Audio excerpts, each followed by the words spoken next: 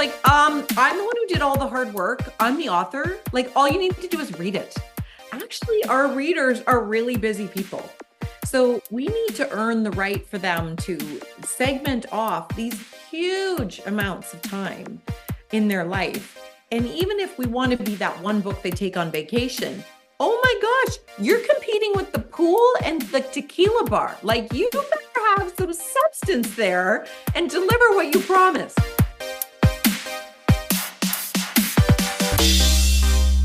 Welcome to the Stark Reflections on Writing and Publishing podcast. There has never been a better time for writers. More information, options, and opportunities are available to you, but navigating these requires insight. Join Mark Leslie Lefebvre as he draws upon more than a quarter century of experience as a writer, a bookseller, and a trusted book industry consultant to explore and reflect on the writing and publishing landscape to help you make informed choices on your writer journey.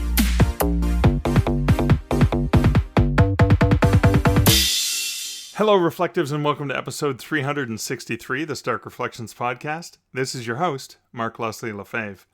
In today's episode, I have an interview with Sarah McVanel. Sarah is a recognition expert, a professional speaker, coach, an author, a recovering perfectionist, and a movement maker. And we talk about several of Sarah's recent books, about the size of books in general, an author's role in ensuring the content that they deliver actually delivers what it's supposed to for its audience, about her speaking, and the exciting new podcast that Sarah and her daughter started called the Greatness Together podcast.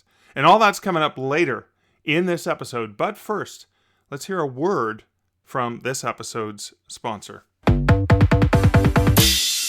Ready to elevate your writing career? Join the Cruising Writers Group Sailing the Caribbean from Galveston on February 22nd to March 1st, 2025. This time, we're focused on indie authors, with special guests Mark Leslie and Aaron Wright leading a deep dive into the world of self-publishing. You'll come away with invaluable insights, but also great memories as you connect with other writers and explore charming ports of call in Roatan, Honduras, Costa Maya, Mexico, and Cozumel. Visit cruisingwriters.com to book your spot today. And now for comments from some recent episodes. For episode 361, The Author Wheel with Greta Boris and Megan Haskell, Beth C. over on Twitter said, listen to episode 361. Did you have the urge to wear a wig and mini skirt when singing Big Wheel Keep On Turning? No, seriously. Great episode about finding your path for beginning authors. Thank you, Beth. Yeah, that was just me play on words. I couldn't help get that CCR song out of my mind when I was editing this fantastic interview with the Author Wheel with Greta and Megan. So thanks for picking up on that. Beth, you know me so well. Also on the Twitter sphere, Twitter X, Edwin Downward said, this week's Stark Reflection featured Greta Boris and Megan Haskell from the Author Wheel. Great podcast, by the way. And yeah, you're right. They do have an absolutely great podcast and fantastic platform. So continuing what Evan said, great podcast, by the way, in which they spoke, he writes with a capital S, in a wide range of alliterations about the world of writing. And yeah, I see what you did there, Edwin, with the spoke. A nice play on words, my friend. I love that. Going back to Beth. So this is a previous comment on Beth I just said in general. Beth said probably about a week or two ago on Twitter/X, I'm really late in telling you this, but I really appreciate your reasoning behind not attending NIC. It's a stand that means a lot to me. And just to explain, so thank you so much, Beth. What she's talking about, she's referring to a previous episode I talked about where I decided not to go to Novelists Inc. Not because it's not a phenomenal conference with amazing people and organizers. They're the best. I love them to death. They're pros all the way through. But where it's being held, in a state where they're being held, there are rights of people who they've been stripped away. And to be quite honest, the way the laws are going in that state, there are people I care for dearly who would not be safe going to that state. So I had heard from a few writer friends who'd asked what I might do, considering I am a privileged, cisgendered, heterosexual, middle-aged, middle-class, white male, tall. What would I do given my privilege? And so I took a bit of a stand and said, I'm not going, not because I don't love NAINC, but here's why I'm not going. I'm not going because I have friends and loved ones from the LGBTQ AI plus community who I want to stand with them, and I'm not going for that specific reason. And it's important for me to take a stand like that because I have such privilege, but it's also, I think it's important not just because it's easy for me to say no to something like that, but I personally love. It's one of the highlights of my year going to this conference, because the day before the conference I do a books and beer tour, like two of the things I love the best in the world. And so because I am, sacrifice, poor Mark, he doesn't get to do this, but lots of great people I would get to hang out with and lots of events that I love to do. I'm glad that I personally suffer, because then it actually means something to me that I'm not going.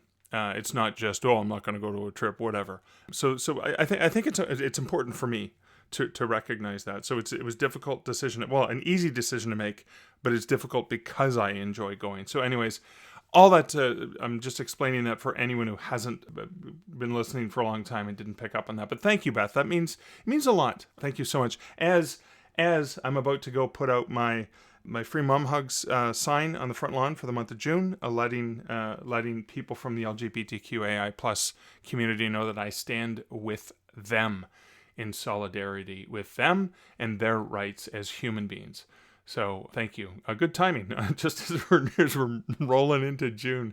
Okay, and then also this comment came in over on YouTube, where at Miss Priyanka 100, who I know as we've had a lot of conversation on YouTube about Dave Farland, and a request for a link to episode where I interviewed the awesome man that Dave Farland was and all that he gave to the community. But Miss Priyanka said on episode 109, 12 takeaways from CAPS Convention 2019. And interesting, because my guest in this episode, I met Sarah via CAPS, the Canadian Association of Professional Speakers. So this is just evidence that you can comment on an episode that goes back years, because, episode 109, we're at 362. I'm not going to do the math, but that was a while back. Well, it was 2019, obviously, so it was many years ago. You can comment on episodes that go right back, and I love that. I love the interaction that we get. But this is a great one because it's a question. So it says, hey, great podcast full of useful info as always. Now I have a question for you about pricing shorter books. Currently, I'm working on a 5 to 8K word book called How to Write Diverse Fiction. I'm a person of color who's fed up with the lack of diversity in books. So this book is an open letter to my fellow authors on how to include more diversity in their fiction writing. The information in it is valuable, but it is a short book, and I'm feeling bad charging my author colleagues a high price for it. So what do you think would be a fair price for it? So Ms. Priyanka, thank you so much for asking that question, because I can answer the question and help other authors who may be, in a similar boat. So first thing I have to say, please let me know when this book is available, because I want to buy it. Okay? Yes, the world needs this book. The world needs more diverse fiction, and I'm so glad you're doing this, and I want to help you get this in front of people. As a matter of fact, I would love if you reached out to me directly, mark@markleslie.ca, as I would love to interview you for my podcast about this book and the importance of it, because I agree with you, and we do need more diversity in books and in fiction. People need to be able to see themselves, no matter who they are, in the fiction that they read. So thank you for doing this. And okay, now on to the subject at hand. So I got distracted because I'm like, yes, I want this book. Please write it. Okay. So I'm also of the mind that just because it's 8K instead of 80,000K doesn't mean it's not worth it if the content is valuable and the content is needed. And on that topic, so this is interesting, for this episode, which you're going to hear about, my guest, Sarah McVanel, talks about ensuring that books aren't bloated and the value of sticking to the core main content, like just getting to the point and giving the value instead of bloating it up. And we talk about that. And she goes on a beautifully, she calls it a rant, but I thought it was a beautiful explanation of why it's so important to deliver that content and not have to be 300 pages, for example. But in any case, how fitting that this question came up when Sarah's episode was in the queue. But I think that a book under 10K words on a solid and much needed topic like what you have here can easily fetch like $4.99 US, easy. And I know it's really, really short. I'd pay that for that. I'd actually pay more for that, but I'm aware that I'm also taking into account that you don't want to charge other authors too much. So I'm trying to keep that in mind. I think that's a really important aspect. So somewhere, $5, 10,000 words. Hey, if it's valuable content, it's $5, right? It's a little bit more than a coffee at Starbucks. And hey, I can probably read the book, get through the book by the time my coffee's ready at Starbucks, which is fantastic, which is what Sarah talks about. Is like, I just want to be able to get to the content and learn something valuable that I can apply. And this is something that writers can approach and go, oh, okay, 5 to 8K words. I'm going to be able to read that in less than an hour. I'm going to maybe be able to read that in half an hour or 45 minutes.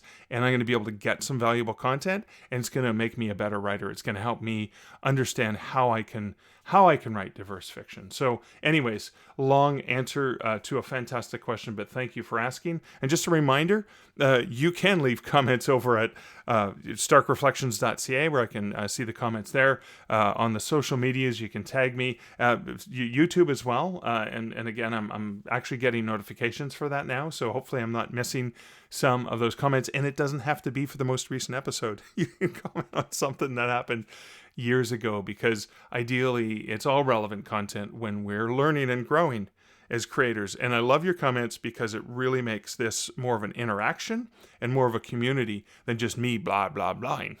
So speaking of me blah blah blahing, I'm going to stop at the comments for there. I'll do additional comments in the next episode. I'm also going to forego my personal update. I did meet with the brewer, local brewer, and I'll give you an update on how that's going with my book release that's coming out in the fall, and some other plans that are, brilliantly falling into place.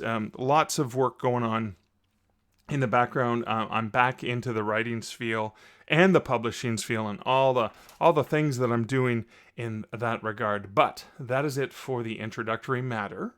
Now it is time for you and I, dear listener, to take hands and walk gently across this next bumper so we can listen in on, Mark and Sarah from back in February when we had this interview. Sarah McVanel interview that I got to do with her is coming up right after this bumper.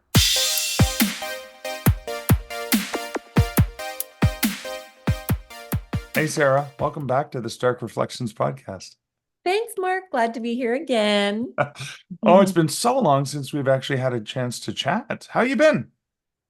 I'm so good. I have a podcast with my daughter, and I do not have a book writing project on the go right now. Sorry, I know that that's not on message, but you recently released one. So I did recently release one, which is why I'm happy to have a break. We can't write all the time, us speakers. So I'm.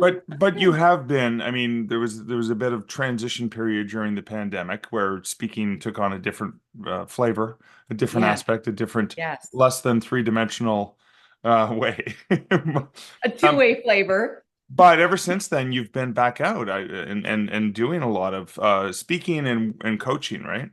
Mm-hmm. Yeah, for sure. And maybe some of your authors will relate to this, that it ebbs and flows. And so right now there's lots of training. Before that, it was lots of speaking. During COVID, you're right, it was writing. I was actually running a writing accountability group for a while. I was like, why not? I can write books. People need help getting books out the door, no problem. So you're right.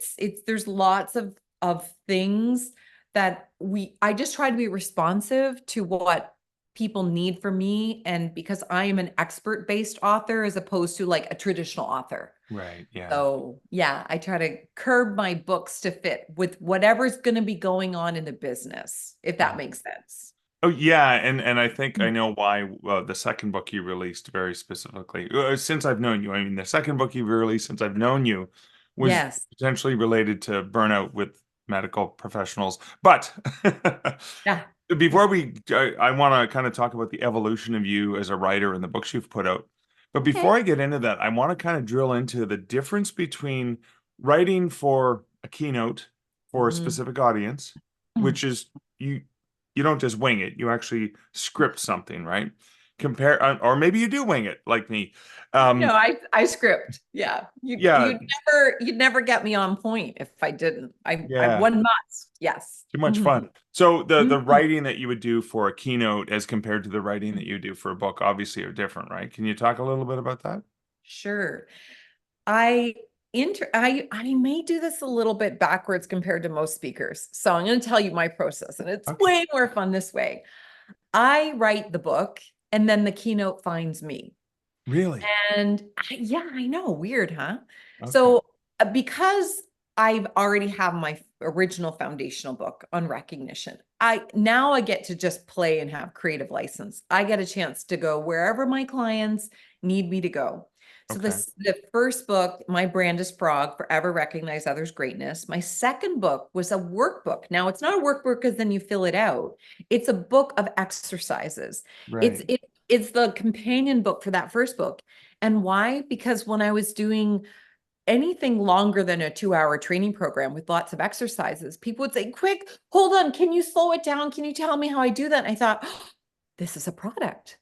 Why don't I put all my exercises in a book? And literally, I've sold more copies of that than my original book. Really? So, I mean, it was so fast to write. I compared to the first one, which took two years, this next one, I think it took a month. Really? Yeah. Wow. The following book after that, The Flip Side of Failing, which you very kindly had me on your podcast about, that was me going and interviewing amazing people because it's Yeah. the G part of my brand, greatness. So I interviewed all these great people, thinking that, oh, great, I was going to write the book about the greatness part of Frog. Well, that book, that message found me through a couple of failed writing attempts. And so, given that it wasn't supposed to be that book, I created the keynote once I had that book. And you know what, Mark? It was a much more interesting keynote as a result of it because Right. the most fascinating parts of the message found me through the writing process. So now I have all these great stories and all these interesting anecdotes and all these fascinating connections into industry so that built a way more dynamic keynote. So I thought, I wonder if I did books that way rather than write the book, rather than feel like the book needs to drive everything. What if I were letting the book tell me what the rest of the story was? Right. So my most recent book that you were saying Liz has, it actually, I wrote the keynote sitting on airplanes. I had the book was written, I would bring it with me, and Yeah. I just kept working out different, okay, so if I do this order, this main keynote, this main message, then this one, or if I didn't do, and I have pages of notes, or if I Really? didn't do it that way, if I went this emphasis from the book, what would that look like? Right. I gotta tell you, my keynote's pretty killer. Awesome. Yeah, Awesome. So you followed up Flip Side of Failing. And before I want to actually dig into this a little bit more sure. for anyone who wasn't, fortunate enough to have listened to your previous appearance on the Or go podcast. back and listen to it. Pause, go Yes. back and listen to it, come back. Yeah. Yeah. But in a nutshell, that was interviewing, great successful people in business about their story, and yet failing was in the title. That wasn't planned. That That came out was of the interviews, right? not planned. Yes. The focus was interview a cross-sectional group of Canadians. So this was a diverse, multi-generational, multi-circumstance. So people who are traditionally great, the way we put people on a pedestal, Right. Yeah. Everest climbers, Olympians, award-winning journalists, that sort of thing. But then also people who have defined greatness and who have led who have done great things despite some very dire circumstances. People Right. who survived residential schools, abuse, eating disorders, incarceration, and so forth. And the only through line through every single one of their stories was how they showed up in the face of failure. How do they see it? How did they use it as an amplifier? So the FLIP actually stands for wrote what I learned from them. First of all, the book was about failure because that's the only theme that arose in every interview. Right. And then the FLIP is specifically the process. It's when you fail, you learn. And then if you're truly going to be great, it ignites you. You get super clear about where your passion is. And then praise, which is the recognition piece. So, you know how I'd said the book sometimes finds me? The anchor to recognition was at the tail end of the journey, as opposed to the front, which Right. most of the time when I am delivering training and keynotes for corporate audiences and associations, we front end it. Recognition is the most important part of our culture, teams, a relationship. So how do you do more of it? How do you be more strategic? How do you be more intentional? With failure, we flip it around. We acknowledge and we honor the humanity and what's going on. And we try to understand it. We figure out how for that, it not to happen again, or not for it to be quite so, challenging. And we have to get excited about that. Otherwise, it's this big, trauma or drama, which I get. And then if we can get through that part, that, my friends, I think we can all experience this. All of your authors who are listening to this, all their failed manuscripts, all their, and they keep going. That's where you can sit back and say, wow, like my perseverance got me through here. Or I suffered through 30 rejections to get the most amazing publisher and literary agent. And thank God that the first one didn't take me, because I would have never found Janine or, insert opportunity here. And it makes imagine if your first book you wrote, you got a literary agent like that, a publisher like that, everybody just bought your book. I mean, sure, that seems like what we all want. However, that's the most boring story. Nobody would ever read a book without a hero's journey story arc. Yeah, you've got to have a few try fails, right? Come on. Yeah. So what makes a good plot line? We kind of skipped to the latest book in that inspiration, but so after FLIPSIDE, you started this ROCKSTAR series. And one of them was very apropos for people burned out during the pandemic. Yeah. and then let's migrate into the new one. So let's talk a little bit about those books, and what you learned for that series, and why and how that's been a valuable experience for you.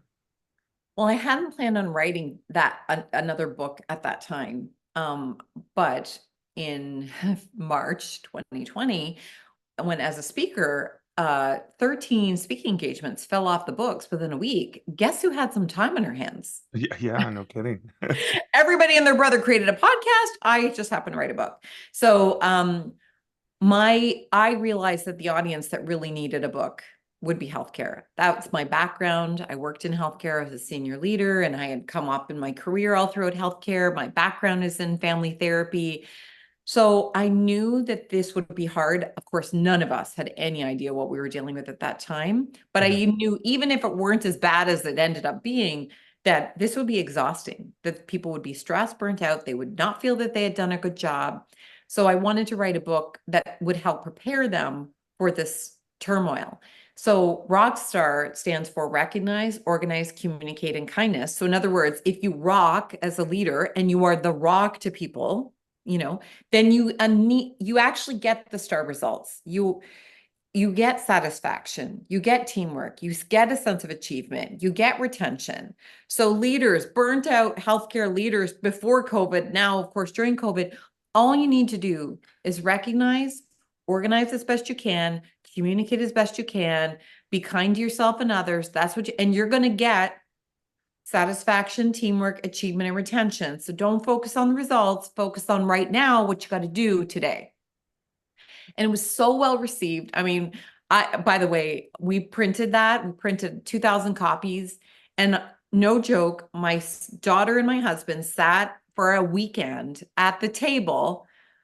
I mean, Well, of course, why wouldn't they? Yeah.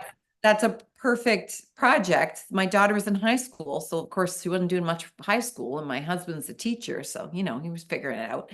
So they sat down and they looked up every single address, every hospital in Ontario, and every CEO and every chief nursing officer who was working in 2020 in June. They got a hand signed copy of that book and a handwritten note, me.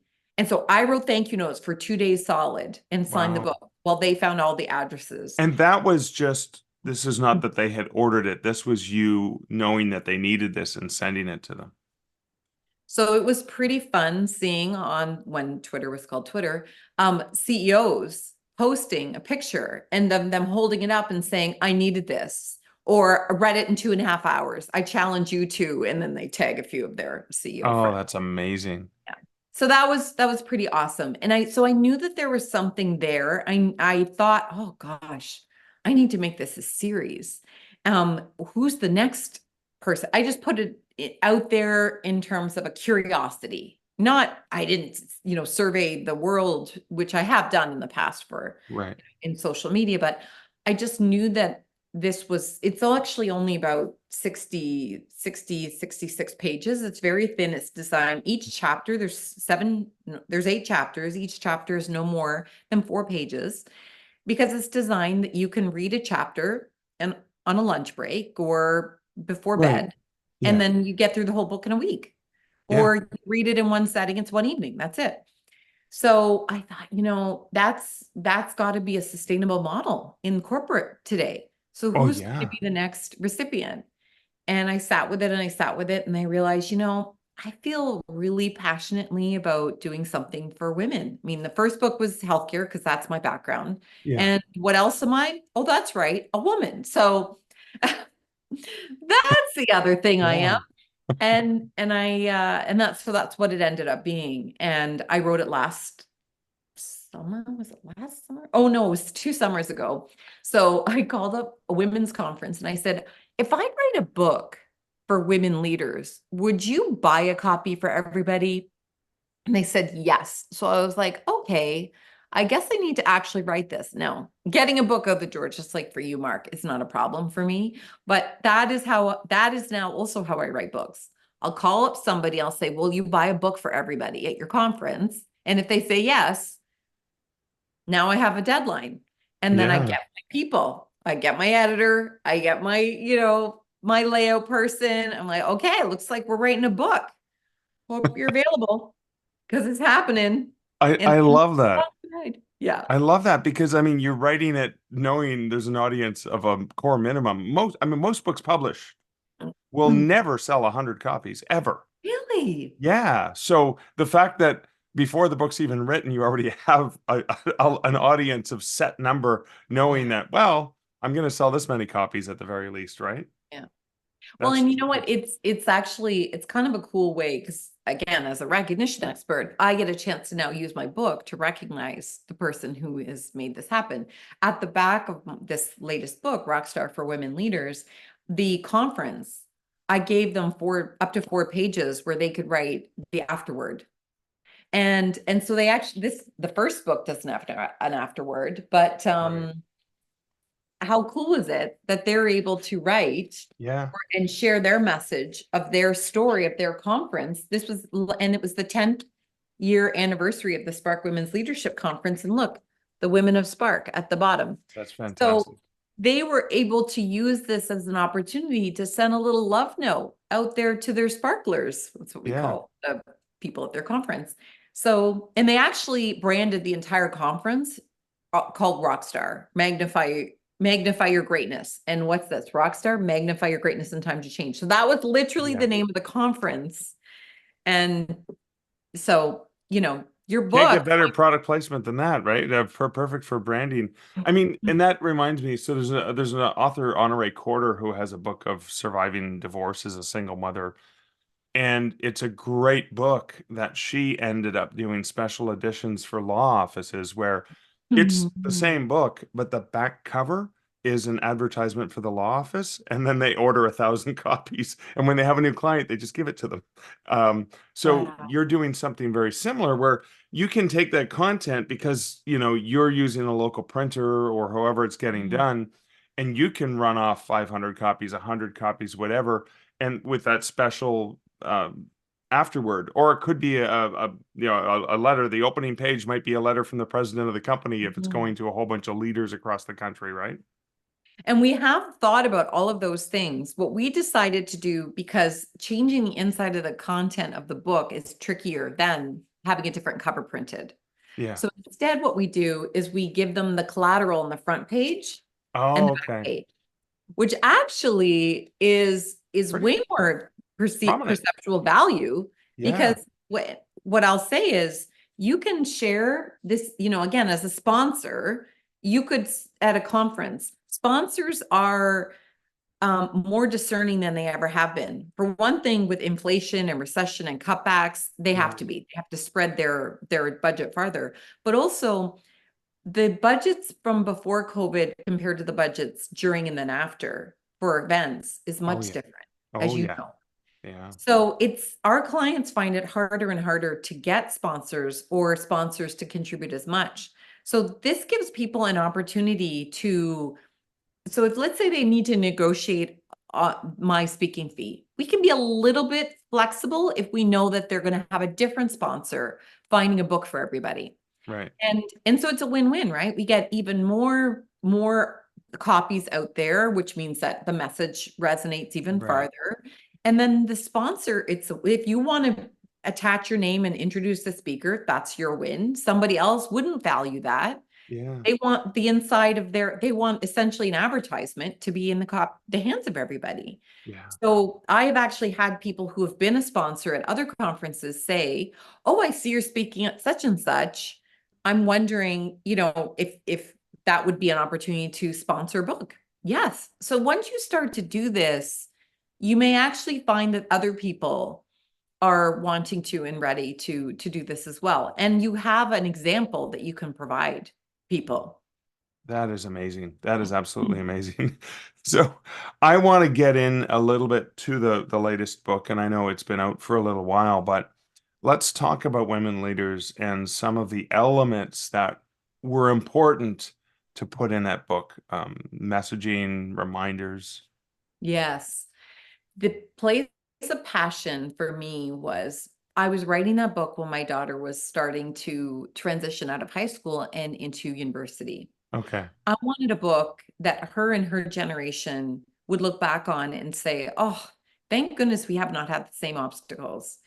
The research is women still get paid less than men. We're on way fewer boards. When we do become the CEO of companies, it's usually a much more serious turnaround situation, and therefore there's a higher failure rate that they're not able to achieve the goals that they are hired to accomplish. So the reality is, as much as we have come a long way over our entire multi-centuries and even the last couple of decades, there's a lot further to go. So the beginning part of this book, the context, is it's about reminding us all that yes, we talk about DEI. And just because we're talking about it and you have now, let's say, have a director of diversity, equity, inclusion, that's what you've done. We have a long way to go. Yeah. But I don't need to spend a ton of time talking about that. I don't need to spend 3 chapters setting that. I need to give you a bit of it's a reality check is Mhm. the foreword of that book. And then we get right into it. Okay, now we all get it. How do you recognize? How do you really leverage recognition and prioritization, which is the O part of organization? With Yeah.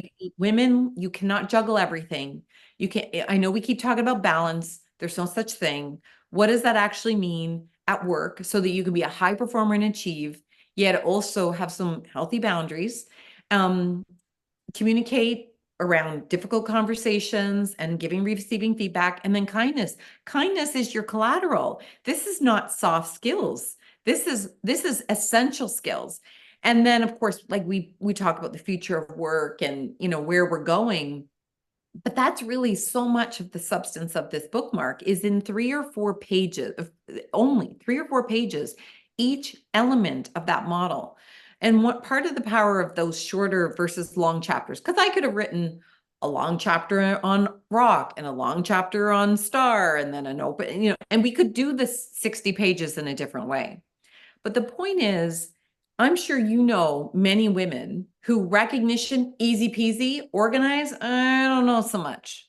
Somebody who's like, they can absolutely get to the point, communication, no problem, but kindness, they're not always seen as.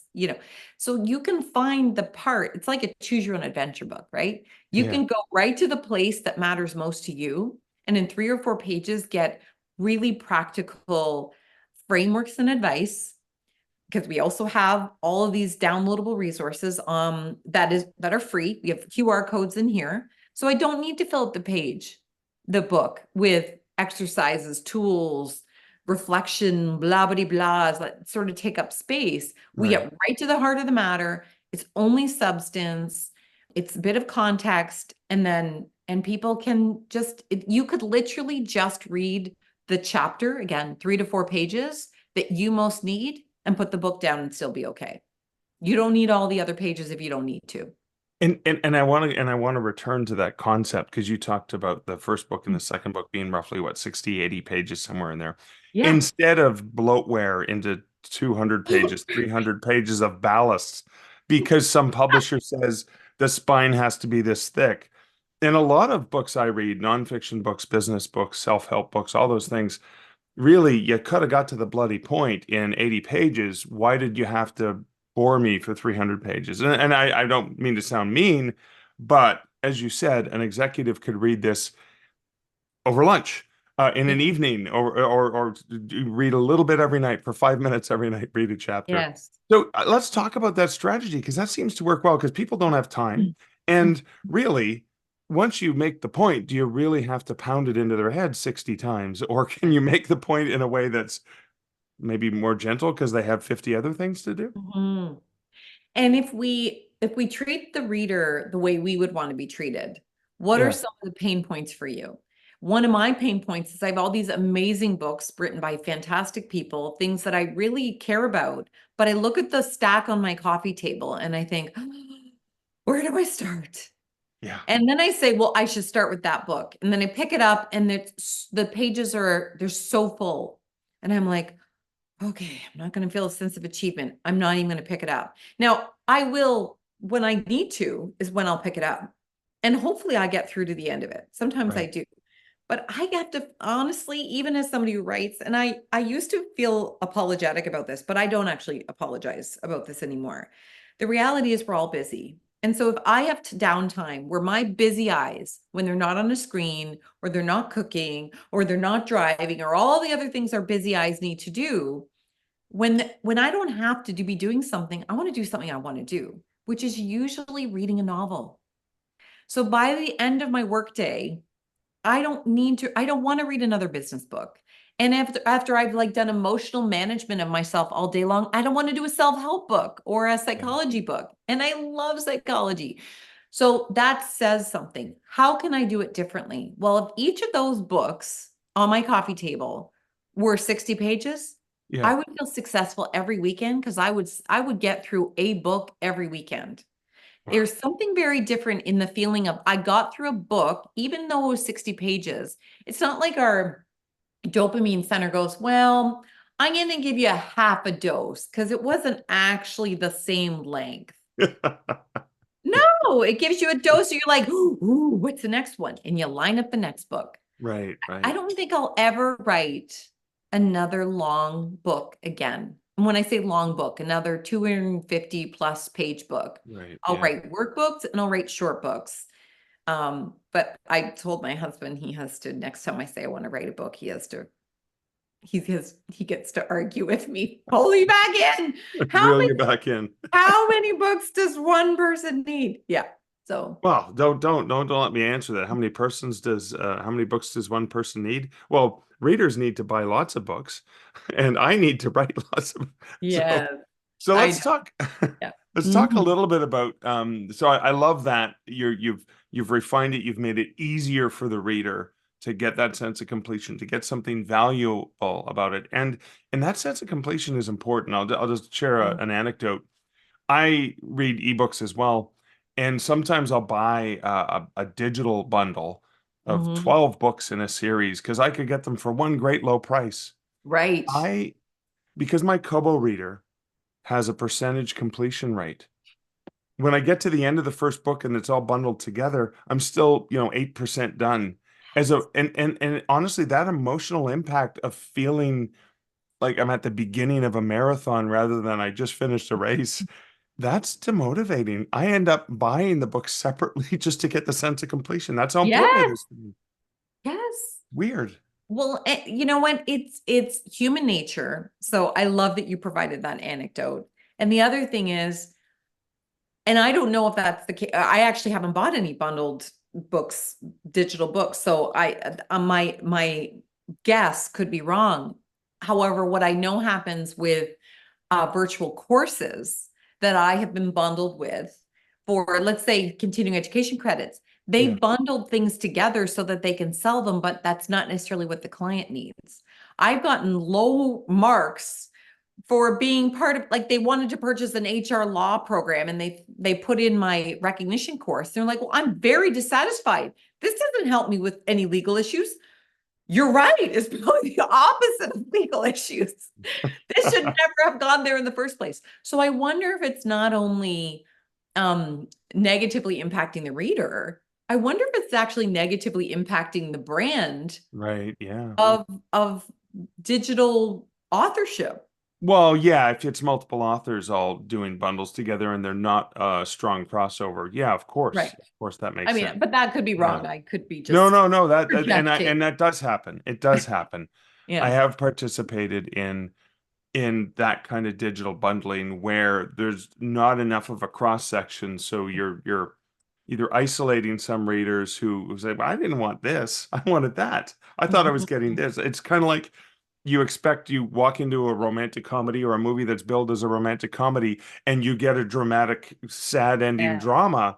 That's You're not going to have a good experience, even if it's a great movie, because your expectation was, I'm going to laugh and they're going to get together at the end. Not everyone's going to die. It's Hamlet and Romeo and Juliet, which are both tragedies. Right. Romeo and Juliet's not a romance. We all know that. Yes. Yes. As Okay. Fact checking, everybody. Yes. That's Yeah. right. They're dead in the end, by the They're way. Yeah. dead. Spoiler. Spoiler Spoiler alert. alert. Careful, readers.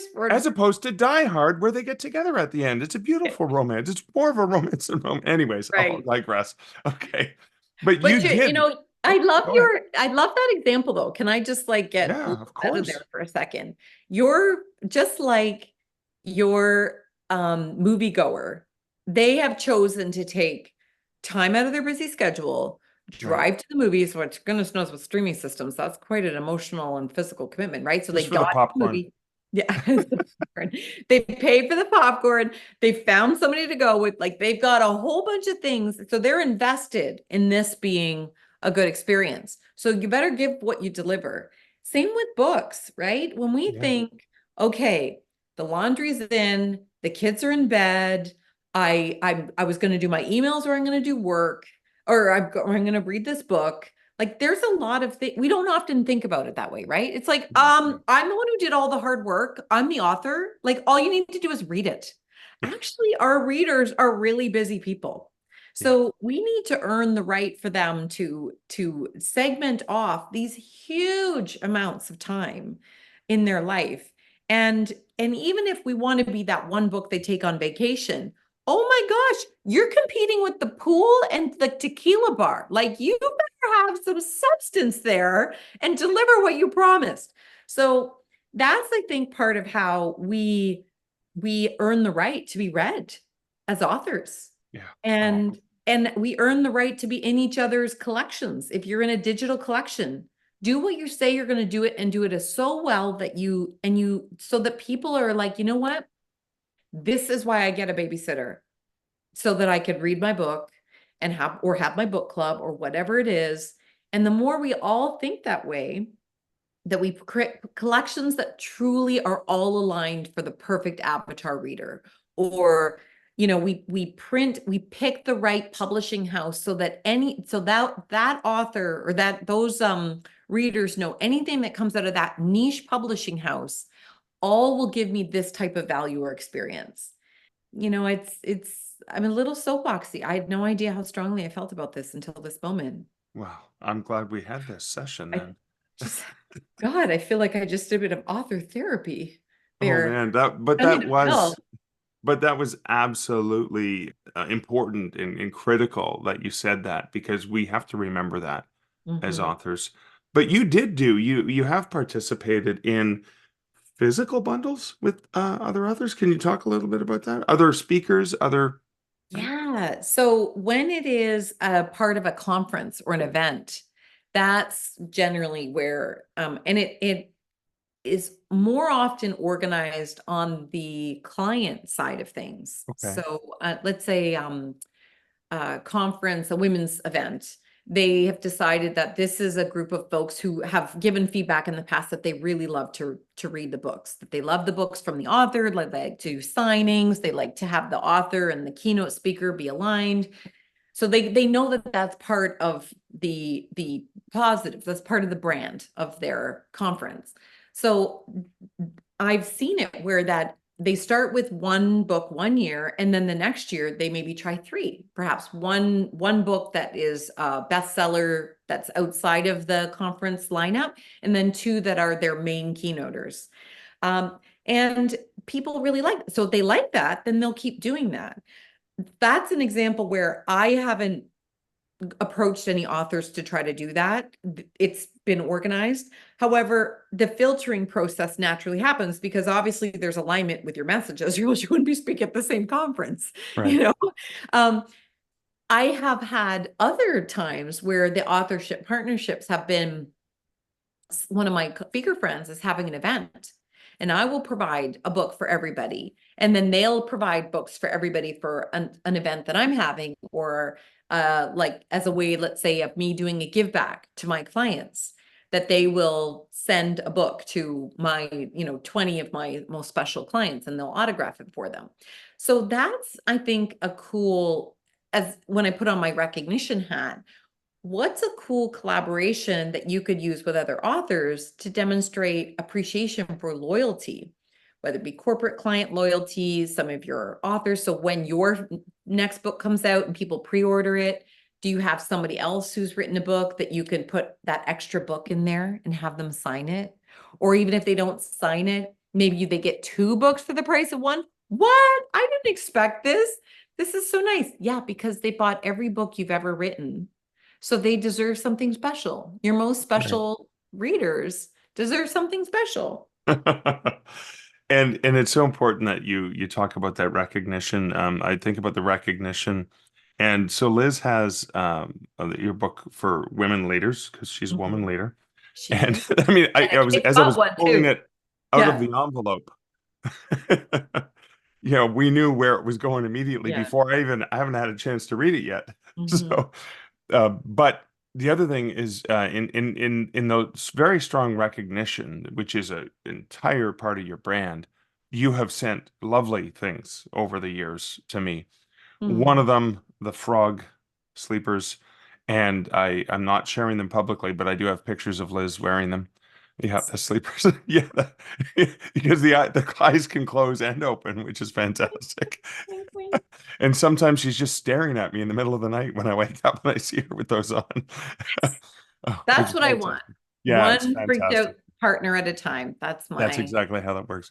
But so you also mentioned your daughter earlier, and I wanted to go back to this because I have also had the good fortune of getting the chance to hear the two of you in dynamic conversation.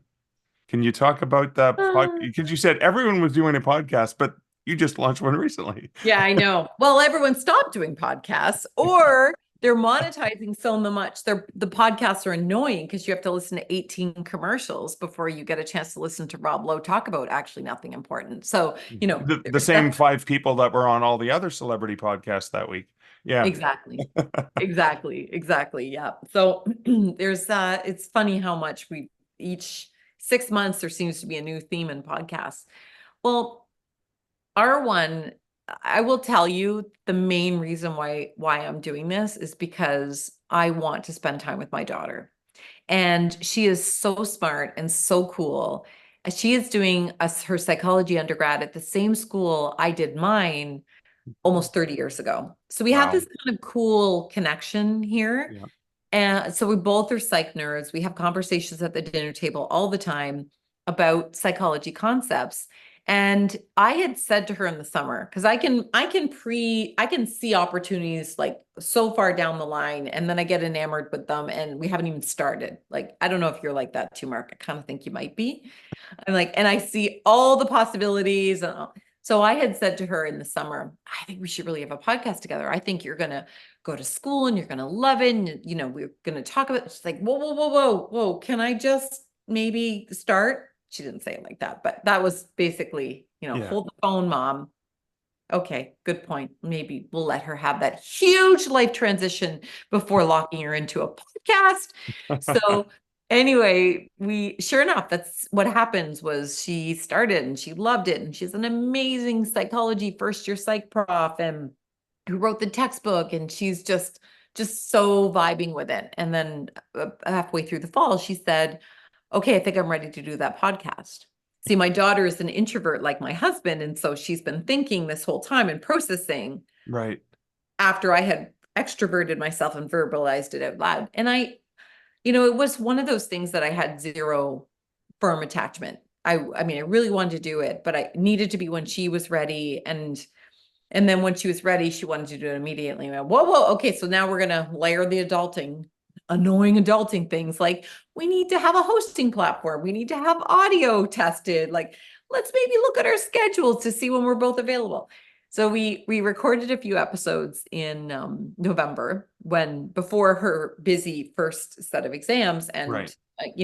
And all of the other zaniness that happens in the tail end of the year. And so we launched it the very first week of January, and it's been so cool. I get as many people, it's very humbling, perhaps. I wrote an article every week, have written one for 8 years. So we have over 360 in our ecosystem. Yeah. We send out to all of the people on our mailing list. Would you like to also hear our podcast? Just tell us if you don't want to. That's fine. We get as many people open the podcast link as my article that I spend hours writing every week. Oh man. Yeah. But I think that it's a different, people are curious about the human side of a speaker. People are curious about people's families.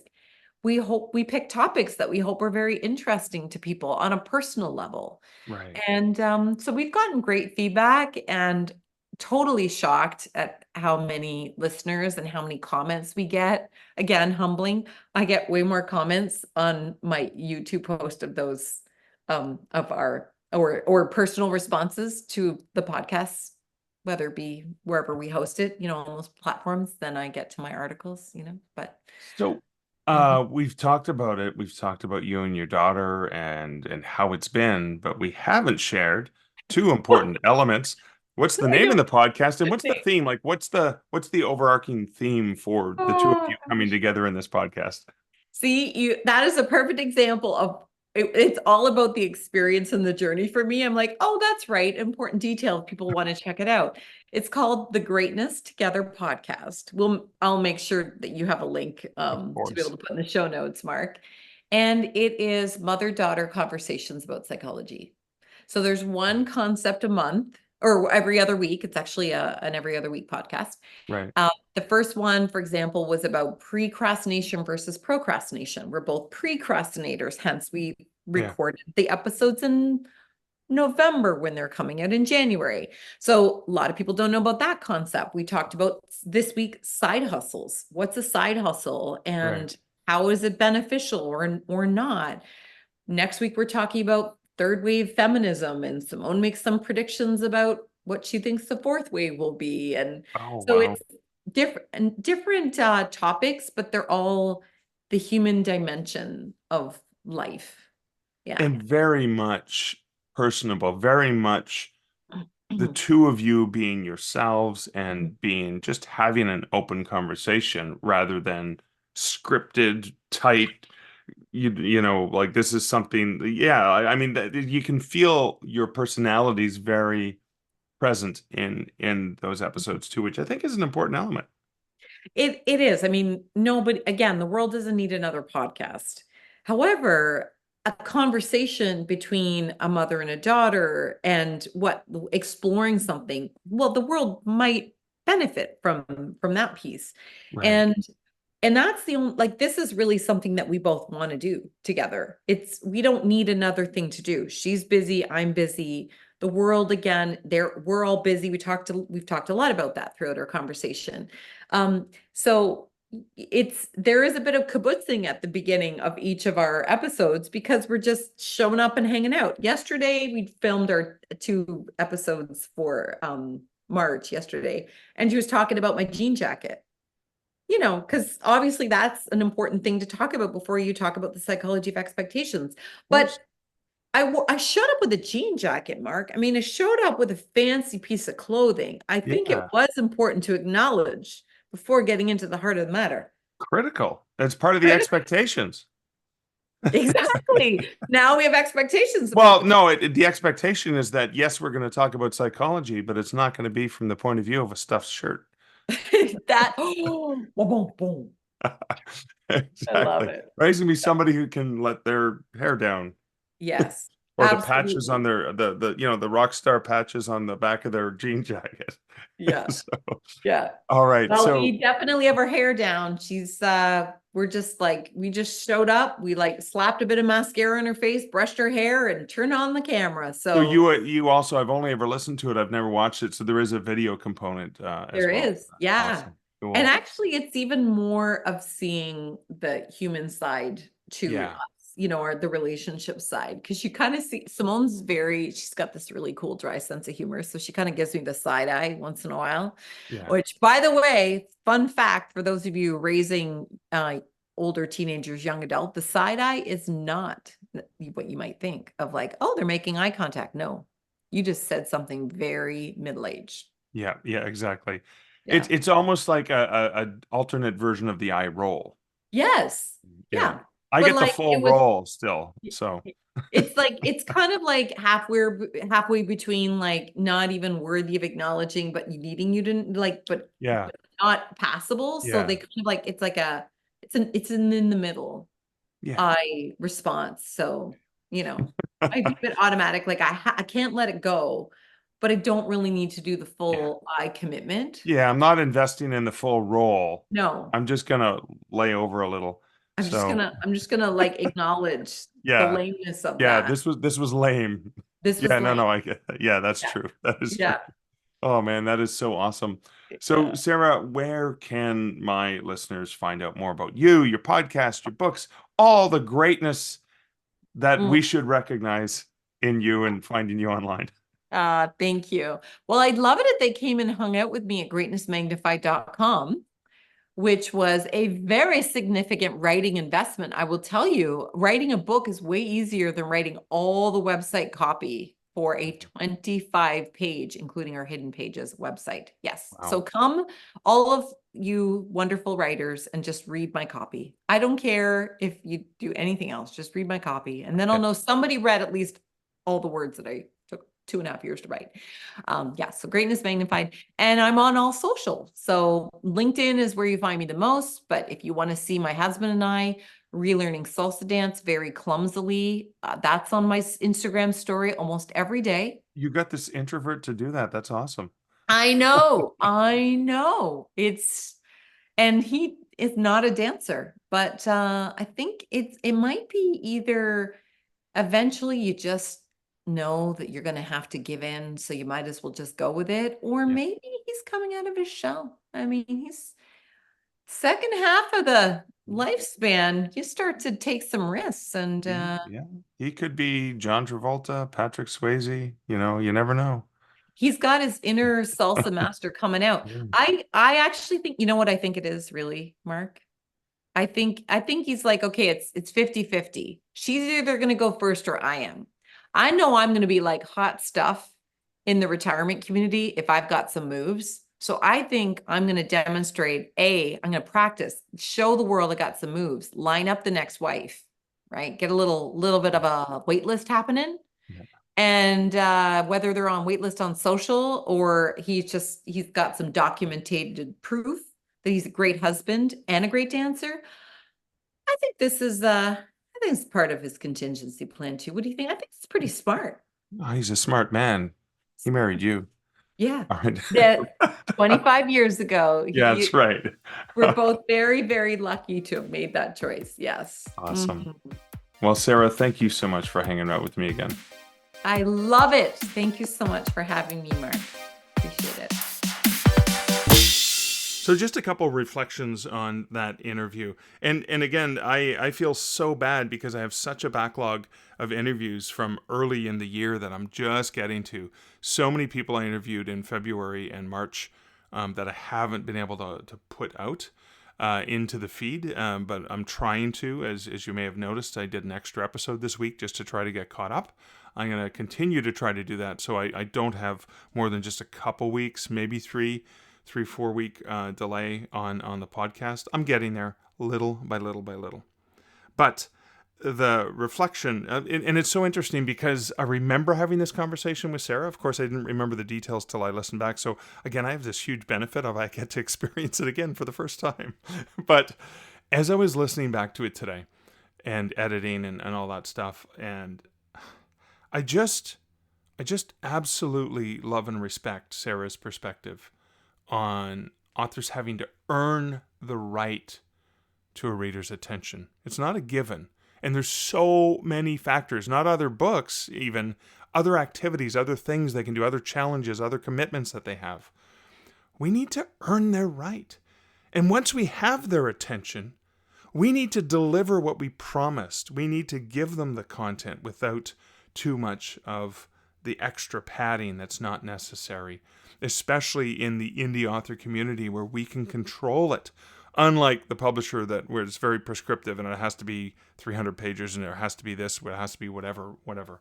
So that is the first thing. And it's just a great reminder for us to always keep the reader in mind, always keep them in mind and what is the value that they're going to be getting from it. But then just in general, listening to Sarah, and I know she wasn't in the room with me, but as I was listening to her, I could see her and I could feel that energy that I always get whenever I'm lucky enough to get to hang out with her. Because here are a few things I love about Sarah. I mean, it's always fun to talk to her. She's filled with energy, and either talking to her or listening to her when she's on the stage, it fills me with energy and enthusiasm. And the second, and I remember this from my very first interaction with Sarah, which I believe might have been in 2019. No, was it 2019 that I first met her at the CAPS convention in Vancouver?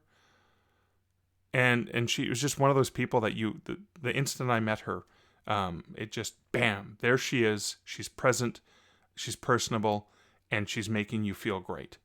And I'll never forget that. She did that, and she has that power. So I love this entire overall brand that she has. And her brand is forever recognizing others' greatness. And she really lives that to the core. It is wow. It is just wow. I become wordless when I think about it. But I think the world needs more of that. The world needs more people like Sarah. The world needs more people understanding how they can recognize the awesomeness and the greatness in others. And my voice cracked there as I'm getting all emotional. But I think that's so important. So yay, awesomeness. And I'm always inspired by Sarah to want to do, to sort of pay it forward and prop other people up the way she does so brilliantly. Now, I've had the good fortune to listen to several episodes of her podcast. So her podcast with Simonne is really authentic and dynamic and fun. It's thought-provoking and it's insightful as these two really intelligent women who know what they're talking about discuss really smart things. But this is also so important because they're talking about really high-end philosophical, intellectual, psychological stuff. But they don't come off as annoying, academic, boring stuffed shirts. They sound real and fun. And there's that banter part that they usually, mostly for the beginning of the episode, but it comes back every once in a while. So you get to see them as the dynamic and real and down-to-earth people that they are. And so you're getting this in intellectual, stimulating, philosophical conversation that's deep and rich. But you're also having some fun at the same time. So I'm going to have links, of course, in the show notes to their podcast, so you can check it out yourself. And you can check out Sarah and all the greatness about her over at greatnessmagnified.com. But that is it for this episode. I want to thank you, dear listeners, so much for listening. Say a huge shout out to the patrons who support this podcast over at patreon.com/starkreflections.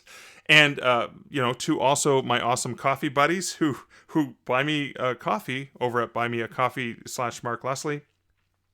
Love the support you guys give. Love the listening support that I get from you guys as well. It's really valuable. It's really important to me. So thank you guys so much for listening. If you want to support or prop up this podcast, one of the things you can do is you can leave a review on the podcatcher of your choice, or better yet, share this episode or any other episode that you love with somebody else that you think is going to get some value from it. That's sharing is caring after all. So, as I said, that is it for this episode.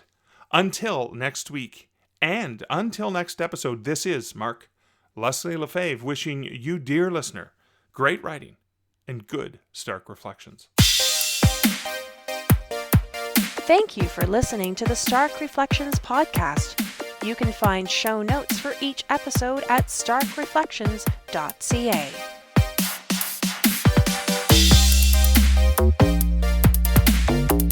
The music for this podcast, Laser Groove, was composed and produced by Kevin MacLeod. Check out more of Kevin's great music at incomtech.com.